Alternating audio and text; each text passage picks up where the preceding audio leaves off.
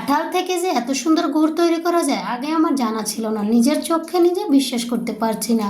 হ্যাঁ বন্ধুরা, এত মজাদার গুড় তৈরি করা যায়, এত সুগন্ধিযুক্ত গুড় আসলে ভাবাই যায় না।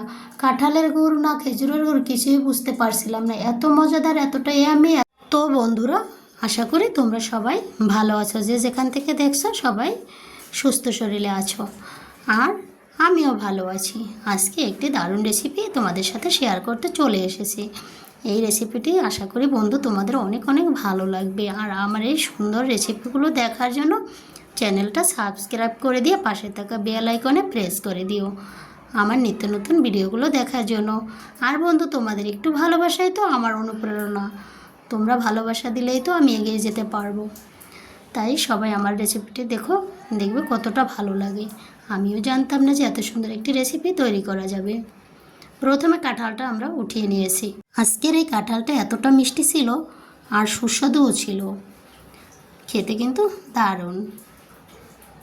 আমি আজকে সম্পূর্ণ কাঁঠালটা আমাদের খাওয়া হবে না, তাই আমি ভাবলাম আমি আজকে একটি মজাদার স্পেশাল রেসিপি তৈরি করে ফেলি। কোষগুলো থেকে আমি বিচি ছাড়িয়ে নিয়েছি। এর সাথে অ্যাড করে দেবো এখন কিছুটা পরিমাণ চুন।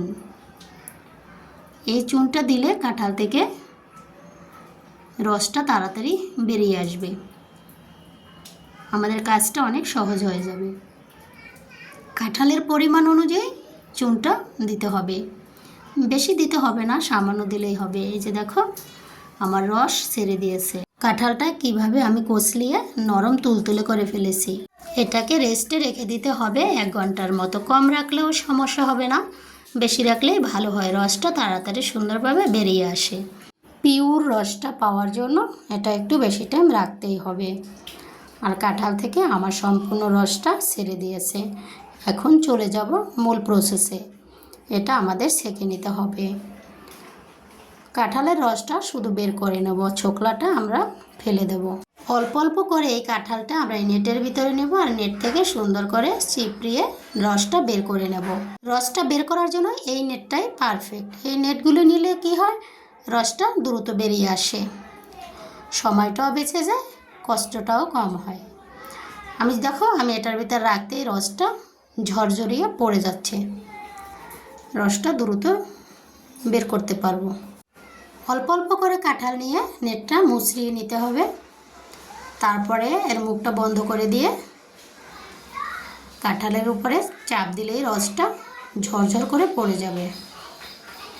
দেখো কীরকম সুন্দর করে রসটা বেরিয়ে আসছে। এটা থেকেই দ্রুত রস বের করা যায়। কাপড়ের নেটটা নিলে হয় কি, রসটা কিন্তু একটু দেরিতে বের করতে হয়, কষ্টটাও বেড়ে যায়। তাই আমি এই নেটটাই আজকে নিয়েছি। কাঁঠালটা একটু বেশি আছে, তাই সময় নিয়ে করতে হবে। কাঁঠালের পরিমাণ বেশি, তাই রসের পরিমাণটা আজকে আমার অনেকটা বেশি হবে। দেখো 1 বোল রস আমি বের করে নিয়েছি। রসটা কিন্তু দেখতে এতটা সুন্দর লাগছে, কত সুন্দর লিকুইড একটা রস বের করে নিয়েছি। গুড়টা হবে আমার পিওর। রসটা যত সুন্দর হবে গুড়টা তত সফট হবে। আর এই যে দেখো রস থেকে ছোকলাটা যেভাবে বের করেছি, একটুও রস লেগে নেই।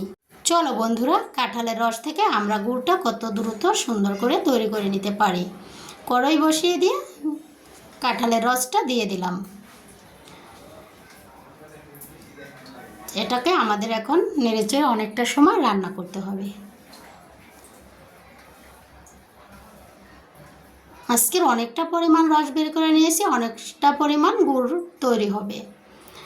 এটাকে দিয়ে আমাদের অনবরত নাড়তে হবে, কারণ কাঁঠালের গুড়টা একটু ঘন আছে, নিচে লেগে না যায় সেদিকে খেয়াল রাখতে হবে। গুড়টা আমার বলক এসে যাবে।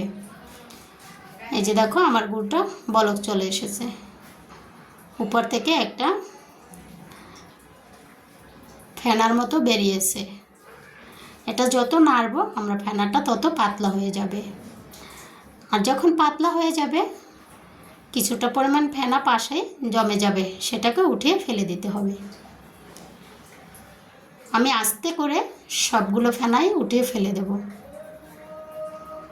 এটা ফেলে দিলে গুড়ের কালারটা খুব সুন্দর আসে। এই যে দেখো আমি আস্তে করে সবগুলো ফেনাই উঠিয়ে নিয়েছি। গুড়টা ফাইনালি আমার অনেকটা কমে গিয়েছে আর কালারটা কত সুন্দর দেখতে হয়েছে। এ পর্যায়ে চুলাটা লো আছে আমাদের রান্না করতে হবে, নয় গুড়টা পড়ে যেতে পারে। চুলাটাকে কমিয়ে দিতে হবে। এই যে দেখো গুড়টা আমার এখনই কতটা সুন্দর একটা কালার। আর এটাকে যত আমরা এখন জাল করব কালারটাও চলে আসবে, গুড় থেকে একটা দারুণ সেন্টও বের হবে আর ঘনত্বও হয়ে যাবে।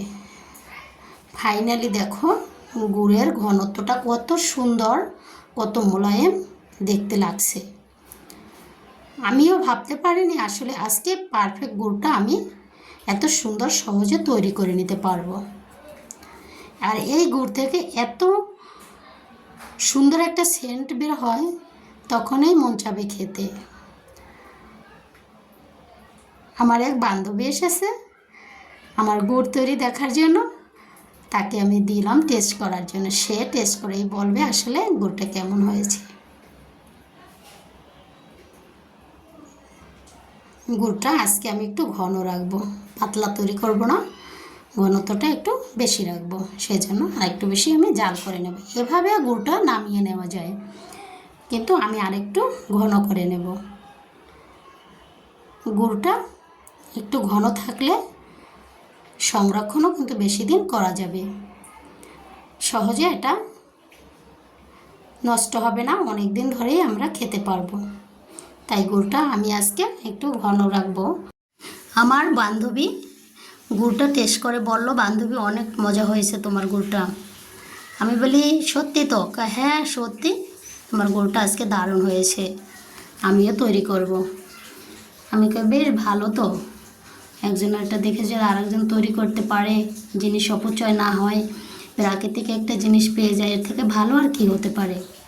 পারফেক্ট খাঁটি গুড় পাওয়ার জন্য গুড়টাকে কখনো নাড়া বন্ধ করা যাবে না। এই পর্যায়ে গুড়ের কালারটা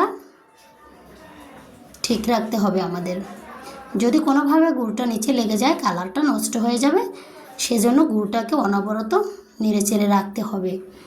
আর গুড়ের ঘনত্বটা চলে আসে, সেজন্য এটাকে নাড়া বন্ধ করা যাবে না। আমি এটাকে আজকে অনবরতই নেড়ে চলছি, কারণ পিওর কিছু পেতে গেলে, ভালো কিছু পেতে গেলে সঠিক প্রসেসে তৈরি করতেই হবে। যত নাড়ছি গুড়টা কিন্তু আমার তত ঘনত্বে চলে আসছে। এটা থেকে আমরা শক্ত গুঁড়ো তৈরি করে নিতে পারি। এটা যত জাল করবে ততই শক্ত হয়ে যাবে। আমি আজকে পুরোপুরি শক্ত গুড় তৈরি করব না। গুড়টা কিন্তু আমার ফাইনালি তৈরি হয়েই গেছে। আমি একটু গুড়টা আজকে পাতলা রাখলাম, এটা যখন আরও ঠান্ডা হবে আরও ঘনত্ব আসবে। এই যে দেখো আমার ফাইনালি গুড়ের কালার, গুড়ের সেন্ট সেই হয়েছে। আমি চুলাটা বন্ধ করে দিয়ে আরও কিছুটা সময় এটাকে নেড়ে চেড়ে নিচ্ছি। কত সুন্দর যে একটা গুড় আমি আজকে কাঁঠাল থেকে তৈরি করে নিলাম, আমি এই নিজেকে নিজে বিশ্বাস করতে পারছি না। এই গুড়টা আমার হাজব্যান্ড খেয়েও বলল যে এত সুন্দর গুড় হয়েছে কাঁঠাল থেকে। আমি বলি হ্যাঁ, এত সুন্দর গুড়েই তৈরি হয়েছে। এটা অনেক দিন সংরক্ষণ করে রেখে খাওয়া যাবে, নষ্ট হবে না। আর বন্ধুরা এই যে দেখো ফাইনালি আমার গুড়টা আমি ঢেলে নিচ্ছি। আজকের রেসিপিটি বন্ধুরা তোমাদের কেমন লেগেছে? যদি ভালো লেগে থাকে বন্ধুরা অবশ্যই চ্যানেলটি সাবস্ক্রাইব করে আমার নিত্যদিনের বন্ধু হয়ে যেও। তোমাদের সামনে এই তৈরি করে নিলাম কাঁঠালের পারফেক্ট গুড় রেসিপি। আবার অন্য কোনো নতুন রেসিপিতে তোমাদের সাথে দেখা হবে। ততদিন সবাই ভালো থেকো, সুস্থ থাকো, সেবিকা লাভ কুকের সাথে থাকো।